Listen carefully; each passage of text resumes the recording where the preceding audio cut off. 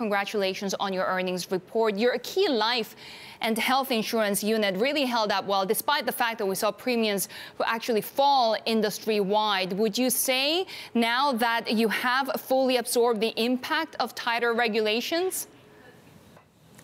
Yeah, we are very happy with the results that we announced yesterday. As you rightly pointed out, our operating earnings was up 19% to close to $16.8 billion US dollars.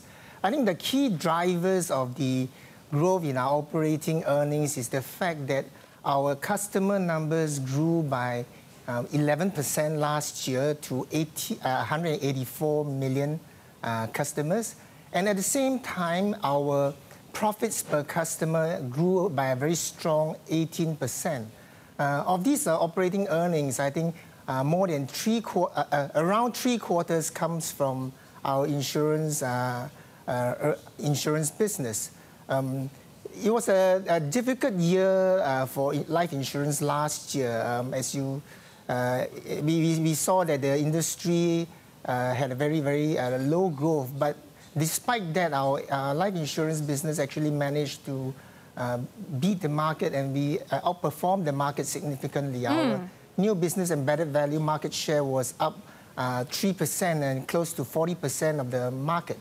Yeah. So what's your outlook for the rest of the year then when it comes to premiums, not to mention new business value growth? I think we are a company that is very focused on delivering value for our shareholders. So we are focused much more on the new business embedded value metric rather than the total premium. So I think we are encouraged by the improving prospects of the China insurance market, and we think that this year will be a better year than last year. Do you think there'll be fewer regulatory headwinds? Has the business fully absorbed that side of things? I think the government has been coming up with a lot of regulations, and I think rightly so, to actually help put the market on a sustainable growth path. I think all this is very good for the industry. Well, the industry has been absorbing the impact of these regulations. Obviously, in the short term, it will have some impact on top-line growth. But all in, I think we should see a better performance by the industry in 2019 and beyond. What's your outlook for Ping An Good Doctor? It's been an exciting period for that side of the business and the platform. Are we expecting to see profitability anytime soon? Well, we are the largest shareholder of Ping An Good Doctor. They announced their results earlier this year. I think the market liked the set of results that they announced, and the Ping An Good Doctor's share price performed quite well after the results announcement. I think this is Ping An Good Doctor is one of the unicorns that we incubated within Ping An Group. It's the first that we brought to market, and I think it has been received. It was received very well last year when it was launched at IPO. We had the biggest funds being our cornerstone investors for the Ping An Good Doctor. Going forward, I think the prospects for Ping An Good Doctor within China is very positive.